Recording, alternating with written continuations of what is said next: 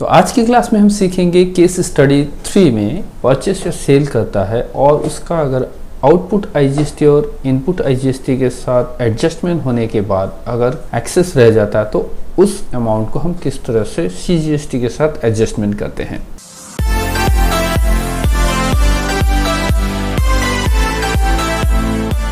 तो चलिए हमें सीधे चलते हैं टैली पर और यहाँ हम टैली से एक कंपनी क्रिएट कर लेते हैं। तो ये केस स्टडी 3 नाम से हमने एक कंपनी क्रिएट कर लिया और इसे एक्सेप्ट करते हुए हम सीधे चलते हैं जीएसटी के डिटेल्स पर। तो यहाँ हमें स्टेट, रेगुलर या आपका जो भी जीएसटी नंबर है उसे लेते हुए हम यहाँ से इसे पीरियडिसिटी मंथली लेते हुए इसे हम एक्सेप्ट कर लेते हैं। और जो भी सेट ऑल्टर कंपनी रेट जो जीएसटी का है उसे हम लोग यहाँ इसे यस करते हुए specified details here.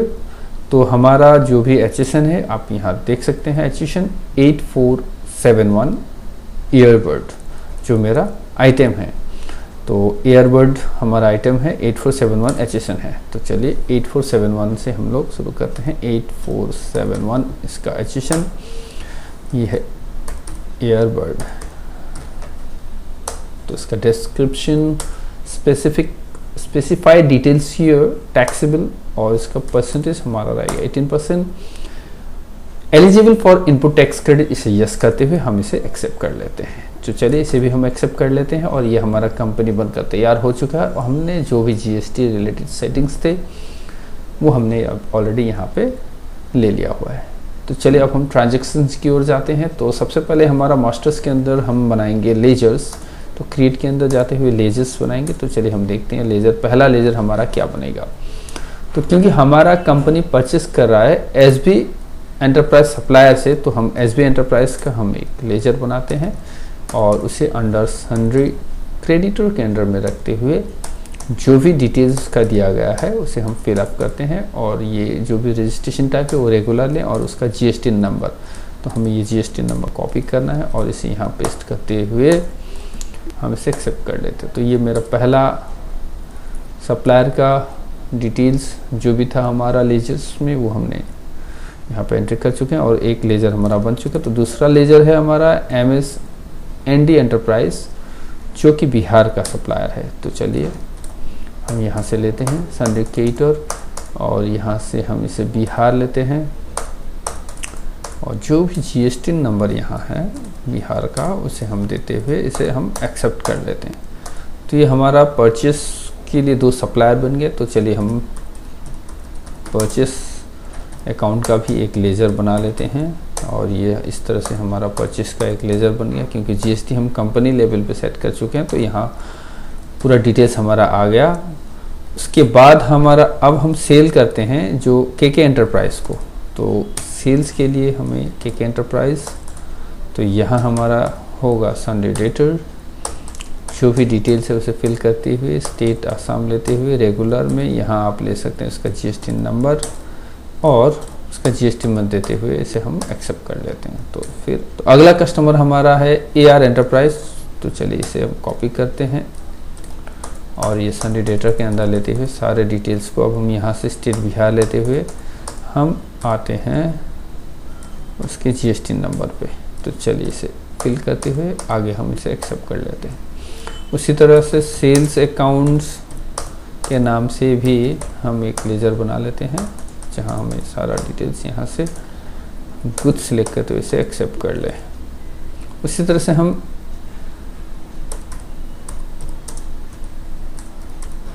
HDFC bank के नाम से हम एक लेजर बना लेते हैं। तो कुछ भी एक अकाउंट नंबर हम यहाँ से दे देते हैं, IFSC कोड अगर आपके पास है तो उसे दे दें, जो भी स्टेट है उसे देते हुए इसे हम एक्सेप्ट कर लेते हैं। फिर अगला होगा हमारा जीएसटी का लेजर बनाना, जहाँ पे हम सबसे पहले IGST का लेजर बनाते हैं जो ड्यूटीज एंड टैक्सेस के अंडर में जाएगा। और ये जीएसटी सेलेक्ट करते हुए आपको IGST यहाँ से लेना है और इसे एक्सेप्ट कर लेना है। फिर आपका CGST रहेगा, ड्यूटीज एंड टैक्सेस, GST और CGST से हम इसे सेलेक्ट करते हैं। अगला रहेगा SGST से ड्यूटीज एंड टैक्सेस लेते हुए GST में लेते हुए स्टेट जो टैक्स है SGST ऑब्लिक UTGST के अंदर लेते हुए हम इसे एक्सेप्ट कर लेते हैं और ये हमारा एक्सेप्ट हो गया। तो चलिए, जितना भी हमारा मास्टर्स था हमने ऑलरेडी क्रिएट कर चुके हैं। तो उसके बाद अब हम चलते हैं इन्वेंट्री मास्टर्स के अंदर यूनिट क्रिएशन में, जो हमारा है नॉस नंबर्स, और यहाँ UQC कोड ये मैंडेटरी है, इसे आप कभी भी मिस मत कीजिएगा, नॉस, और इसे एक्सेप्ट कर लें। फिर हमारा अगला रहेगा स्टॉक आइटम, जो हमारा रहेगा ईयरबड।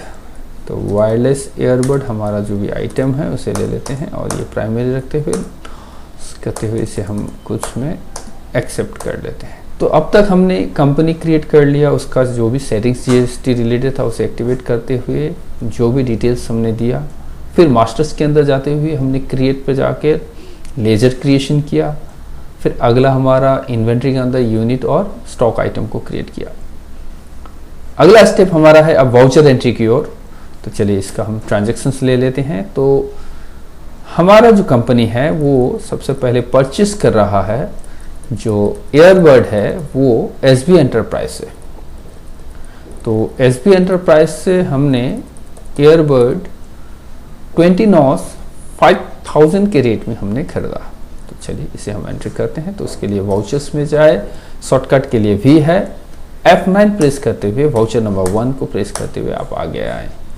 तो सबसे पहले हम यहाँ देखते हैं कि हमारा जो कंपनी SB एंटरप्राइज से हम सप्लायर से 20 नॉस 5000 के खरीद रहे हैं। तो चलिए, SB एंटरप्राइज परचेज वायरलेस, और हमारा जो क्वांटिटी है 20 नॉस और रेट है 5000। तो ये हमारा बन गया। अब हम Alt+A टैक्स एनालिसिस को ओपन करते हैं और Alt F1 डिटेल में देखते हैं कि CGST और SGST यहाँ पे कैलकुलेट हो रहा है। तो आप CGST सिलेक्ट कर लें और SGST सिलेक्ट कर लें। तो इस तरह से आपका 9000 हो जाएगा। जब तक आप अपना इतना प्रैक्टिस ना हो जाए कि आपका कौन सा टैक्स लगता है, तब तक आप टैक्स एनालिसिस को ओपन कर लें ताकि आपका मिस्टेक ना होगा। बहुत ही अच्छी तरह से आपको GST पे प्रैक्टिस करना, ये वेट बहुत ही अच्छा माना जाता है। तो चलिए, अब हम अगला परचेस करते हैं, ट्रांजैक्शंस देखते हैं हमारा। ये ट्रांजैक्शंस है next, purchase goods from ND enterprise जो बिहार का है। तो हमने इंटरस्टेट हम सप्लाई कर रहे हैं, कहाँ से? ND एंटरप्राइज से। तो चलिए, हम यहाँ से इसे बाहर निकलते हैं और हम लेते हैं सप्लाई सिंबल नंबर 2, जो कि ND एंटरप्राइज है, जो परचेस करते हैं वायरलेस ईयरबड 100 पीस एंड 5000 के रेट में। तो Alt F1 करते ही IGST का हमारा यहाँ पे आ रहा है। तो IGST सिलेक्ट करते ही हम इसे रेफरेंस 2 के अंदर में से एक्सेप्ट कर लेते हैं। अब अगला हमारा सेल करेंगे हम। तो यहाँ देखिए KK एंटरप्राइज को, जो कि गुवाहाटी का ही है, इंट्रास्टेट है, जो 50 नॉस हम 8000 के रेट में ईयरबड हम बेच रहे हैं, जो कि KK एंटरप्राइज को है। तो चलिए, F8 के थ्रू हम सेल्स वाउचर में चलते हैं, रेफरेंस नंबर 1 देते हुए पार्टी सप्लायर्स का नाम हम दे देते हैं KK एंटरप्राइज और सेल्स। तो वायरलेस ईयरबड हमारा क्वांटिटी रहेगा 50 नॉस। तो हम 8000 के रेट में हम यहाँ 50 नॉस खरीद रहे हैं। तो इसे Alt+A करते हुए टैक्स एनालिसिस करते हैं। तो CGST और SGST हमारा GST बनेगा। तो ये हमारा बिल नंबर 1 के अगेंस्ट में हम इसे सेल करते हैं। अगला हमारा है सेल्स में, जहाँ हम MSER एंटरप्राइज जो बिहार का कस्टमर है उसे हम सामान बेच रहे हैं, वायरलेस ईयरबड जो 50 नॉस है 8000 के रेट में। तो सबसे पहले हमें सेल्स वाउचर लेना है, जो वाउचर नंबर 2 के अगेंस्ट में हम एयर एंटरप्राइज सेलेक्ट करते हैं, सेल्स लेते हैं वायरलेस ईयरबड 50 नॉस और हमारा रेट रहेगा 8000। चलिए एक बार चेक कर लेते हैं, यस 8000। फिर हमें Alt+A करते हुए टैक्स एनालिसिस को ओपन करना है और यहाँ IGST हमारा कैलकुलेट होगा। तो इसे एंटर करते हुए एक्सेप्ट कर लेना है। तो यहाँ हमारा 2 परचेस और 2 सेल हमारा एंट्री हो चुका है। चलिए डे बुक पे चलते हैं और इसे परचेस 2 हमारा है और सेल्स 2 है हमारा। परचेस और सेल्स के एंट्री के बाद अब हम चलते हैं डिस्प्ले मोर रिपोर्ट पर, जहां हमें देखना है स्टैट्यूटरी रिपोर्ट के अंदर में आने वाले GST रिपोर्ट्स को। तो सबसे पहले हम देखते हैं GSTR 1, जो कि हमारा वाउचर काउंट 2 दिखा रहा है, जहां हमने टैक्सेबल अमाउंट 8 लाख का सामान बेचा, IGST 72,000 और CGST 36,000, SGST 36,000 हमारा कलेक्ट हुआ। ये हमारा आउटपुट टैक्स है। तो चलिए देखते हैं GST 3B। तो वो क्या बोलता है कि टैक्सेबल अमाउंट हमारा 8 लाख का हमने सामान बेचा जो आउटवर्ड सप्लाई था, 72,000 IGST, 36,000 CGST और 36,000 SGST का हमारा कलेक्ट हुआ।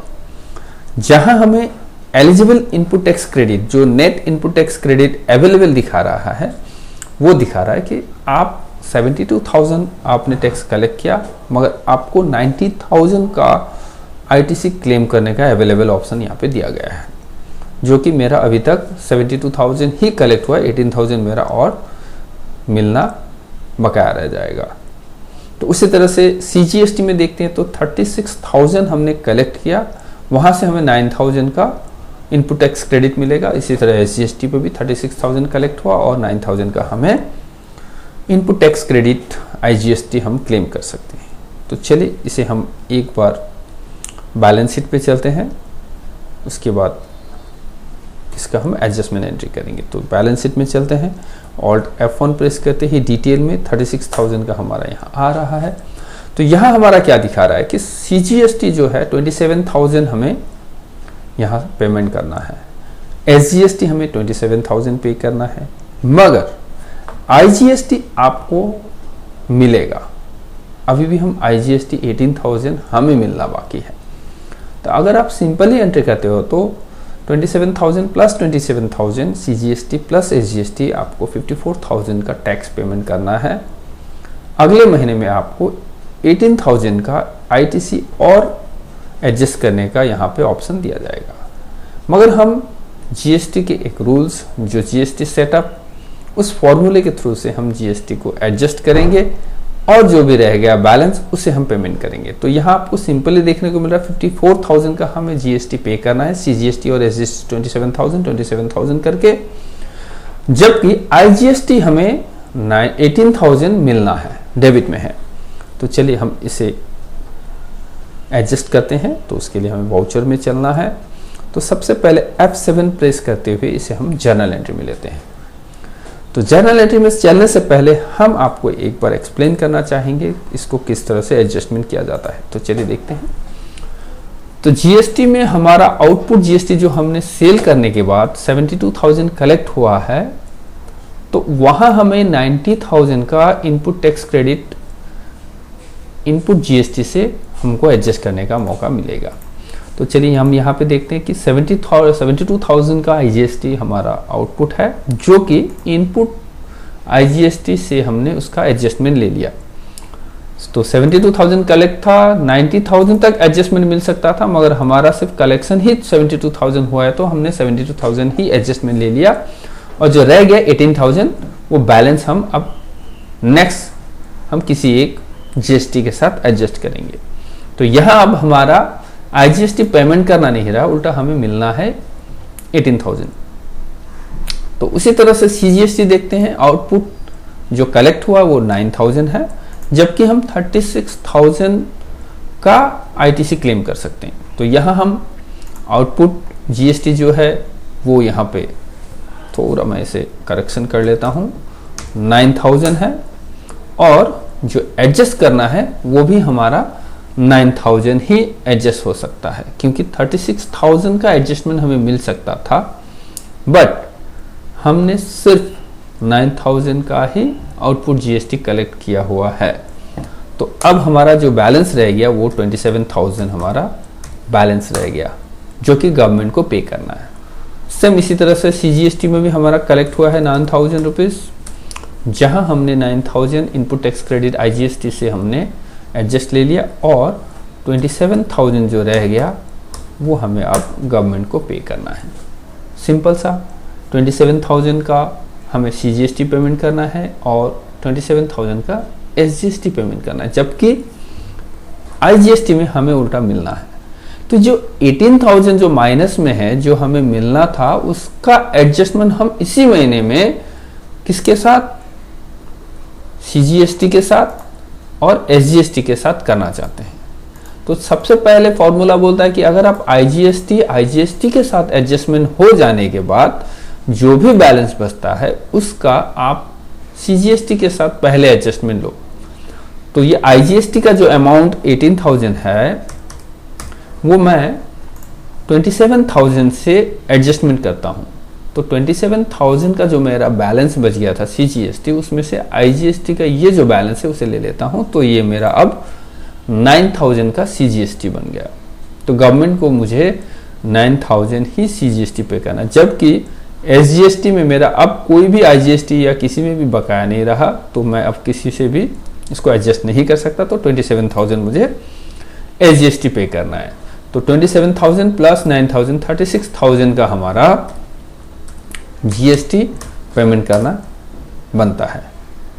तो ये हमारा पूरा डिटेल्स था। चलिए इसे अब हम एडजस्टमेंट एंट्री करके देखते हैं टैली प्राइम पे। तो चलिए अब हम वाउचर एंट्री में चलते हैं और एडजस्टमेंट का एक एंट्री पास करते हैं। तो सबसे पहले Alt F2 प्रेस करते हुए इसका हम पीरियड ले लेते हैं और यहाँ पे हम रेफरेंस नंबर देते हुए, कोई भी आप रेफरेंस 2 देते हुए आप यहाँ से डेट सिलेक्ट कर ले और डेबिट पे आप यहाँ पे आईजीएसटी लेना होगा। तो उससे पहले आपको यहाँ देखिए, आप स्टार्ट एडजस्टमेंट Alt G इसे प्रेस करते हुए type of duties taxes GST select करें, nature of adjustment decrease in tax liabilities, additional nature of adjustment इसे आप अदर पे रखें और आप डेबिट पे ले ले सीजीएसटी और उसका जो 27,000 सीजीएसटी से हम 18,000 का एडजस्टमेंट लेते हैं जो कि हमारा आईजीएसटी के साथ जाएगा। तो ये आईजीएसटी मेरा अब 0 हो चुका है। तो आप यहाँ नरेशन पे दे सकते हैं कि 18,000 अमाउंट जो आईजीएसटी का रहेगा उसे हम सीजीएसटी के साथ एडजस्टमेंट ले रहे हैं और इसे हम एक्सेप्ट करते ही अब हमारा बैलेंस शीट क्या दिखाता है उसे चेक करते हैं। चलिए तो बैलेंस शीट में चलते हैं। B for balance sheet Alt F1 duties and taxes पे आपको स्टिल 36,000 दिखा रहा है, मगर अंदर आप प्रेस करते ही इसमें चेंजेस आ चुका है। देखिएगा आप, ये देखिए अब यहाँ से आईजीएसटी हट चुका है क्योंकि आईजीएसटी मेरा जो था अब वो 0 हो चुका है। 90,000 हमें इनपुट टैक्स क्रेडिट मिलना था, जबकि 72,000 का ही हमने टैक्स कलेक्ट किया हुआ था। तो रह गया था जो 18,000, वो मिलना मुझे नेक्स्ट महीने में एडजस्ट कर सकता था, मगर इसी महीने में मैंने एडजस्ट कर लिया वो सीजीएसटी के साथ, जो कि 27,000 मेरा सीजीएसटी रहा था क्रेडिट में। तो 27,000 सीजीएसटी के साथ अगर मेरा 18,000 का आईजीएसटी के साथ एडजस्टमेंट लेते ही बैलेंस मेरा 9,000 रह गया और एसजीएसटी मेरा स्टिल 27,000 मेरा पेमेंट करना बाकी है। तो इससे अब हम पेमेंट करते हैं। तो ये मेरा बैलेंस शीट में इस तरह से इफेक्ट गिर गया उस जर्नल एंट्री के बाद। अब हम वापस वाउचर पे चलते हैं और हम पेमेंट करते हैं। तो सबसे पहले हमें वाउचर में पेमेंट वाउचर को ओपन करना है F5 के थ्रू और यहाँ ऑटो फिल को प्रेस करते हुए स्टार्ट पेमेंट और जीएसटी पेमेंट पे क्लिक करते हुए tax other than reverse charge इसे सिलेक्ट करते हैं और यहाँ भी जो भी पीरियड है उसे लेते हुए हम यहाँ से पेमेंट का एंट्री करते हैं। तो सबसे पहले सीजीएसटी पेमेंट करते हैं जो 9,000 मेरा बैलेंस रह गया था। तो अब आप देख सकते हो सीजीएसटी यहाँ 0 हो चुका है। तो वापस डेबिट लेते हैं और एसजीएसटी लेते हैं हम। तो एसजीएसटी 27,000 का बैलेंस है, देखिए आप यहाँ 27,000 है, तो इसे 27,000 देते ही अब हमारा एसजीएसटी 0 हो चुका। तो क्रेडिट पे चलते हैं और एचडीएफसी बैंक को सिलेक्ट करते हुए हम आगे चलते हैं और इसे हम एंटर करते हुए यहाँ ई फंड ट्रांसफ़र को सिलेक्ट करते हैं और जो भी बैंक अकाउंट डिटेल्स होगा, मैंने अभी के लिए कुछ रैंडम नंबर ले लिया और यहाँ पे हम स्पेसिफिक बैंक का नाम देते हुए एचडीएफसी बैंक को सिलेक्ट करते हैं और ये डेट देते हुए प्रोवाइड जीएसटी डिटेल्स में आप यहाँ यस करें और यहाँ से आप ले सकते हैं net banking, name of the bank HDFC bank, जो भी सीपीआईएन नंबर और सीआईएन नंबर से देते हुए और यहाँ पे बीआरएन नंबर देते हुए और पेमेंट डेट को हम लोग अभी लेते हुए हम लोग यहाँ से इसे एक्सेप्ट कर लेते हैं। तो अब हमारा जो भी इफेक्ट बैलेंस शीट में गिरा है उसे चेक करते हैं। तो B for balance sheet Alt F1 duties and taxes से देखिए आपका 36,000 यहाँ से हट चुका है। तो चलिए अंदर चलते हैं। तो ये पूरा का पूरा ब्लैंक हो चुका है, 0 हो चुका है। चलिए F12 प्रेस करते हुए यहाँ हम इस ऑप्शन जो सेकेंड वाले ऑप्शन है सो ट्रांजेक्शन्स उसे यस करते ही और कंट्रोल ए के थ्रू एक्सेप्ट करते, तो अब हमारा यहाँ पे डिटेल्स दिख रहा है। तो 36,000 का हमारा डेबिट 36,000 क्रेडिट हो चुका है, 90,000 का डेबिट से 90,000 क्रेडिट हो चुका है, 36,000 का हमारा GST 36,000 के साथ एडजस्ट हो चुका है। चलिए इसके अंदर चलते हैं तो आपको और डिटेल में दिखेगा। क्योंकि परचेस हमने किया तो यहाँ 9,000 का हमने GST पेमेंट सप्लायर को किया था, जो कि हमें वापस इनपुट टैक्स क्रेडिट के थ्रू से हम एडजस्ट कर सकते हैं। और 36,000 हमने सेल किया तो आउटपुट सप्लाई जो किया तो हमने वहां से कलेक्ट हुआ हमारा CGST। तो 36,000 में 9,000 हमने ऑलरेडी पे करके आ चुका है सप्लायर को, तो उसका एडजस्टमेंट हमें मिल गया, तो 27,000 हमारा बैलेंस रह गया। जहां हमने 18,000 का IGST के साथ एडजस्टमेंट ले लिया, तो 27,000 से 18,000 का IGST के साथ हमने एडजस्टमेंट कर लिया, तो 9,000 मेरा जो भी बैलेंस रह गया उसे हम बैंक के थ्रू से गवर्नमेंट को पे कर दिया। ये तो था हमारा CGST का डिटेल्स। उसी तरह से हमारा SGST का डिटेल्स क्या बोलता है, सेम परचेस के टाइम आप 9,000 आपने पेमेंट किया हुआ था और 36,000 का हमारा आउटवर्ड सप्लाई के टाइम पे कलेक्ट हुआ था GST। 36,000 से 9,000 का हमने ITC क्लेम किया और रह गया 27,000, जो कि हमारा सीधे पेमेंट हो चुका है बैंक के थ्रू से। यहाँ कोई एडजस्टमेंट हुआ नहीं है क्योंकि IGST में कोई भी बैलेंस वहाँ पे रहा नहीं था। तो ये हमारा SGST का था डिटेल और ये IGST का डिटेल्स है। तो परचेस के टाइम हमने 90,000 पेमेंट किया हुआ था, जो कि हमें ITC के रूप में बाद में हमें एडजस्ट करने को मिलता है, जबकि 27,000 का हमारा आउटवर्ड सप्लाई होने के बाद टैक्स कलेक्ट हुआ था, तो 90,000 तक हमें ITC मिल सकता था। तो अभी तो 90,000 हुआ नहीं है, तो 72,000 ही मैंने एडजस्टमेंट कर लिया। तो जो रह गया वो 18,000, जो कि मैंने CGST के साथ एडजस्टमेंट ले लिया और इसका जीरो कर दिया। तो इस तरह से ये भी हमारा जीरो हो गया। तो तीनों हमारा बैलेंस जीरो हो गया। तो इस तरह से हम सेटअप GST का लेते हैं। तो ये हमारा था केस स्टडी 3, जहां पे हमने IGST पे जो भी बैलेंस रह गया उसका अमाउंट CGST के साथ किस तरह से एडजस्टमेंट करते हैं उसे हमने सीखा।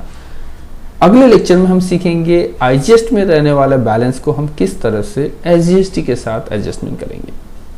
तो इसी तरह के वीडियोस के लिए आप हमें फॉलो या आप YouTube पर देखते हो तो सब्सक्राइब करना बिल्कुल ना भूलें।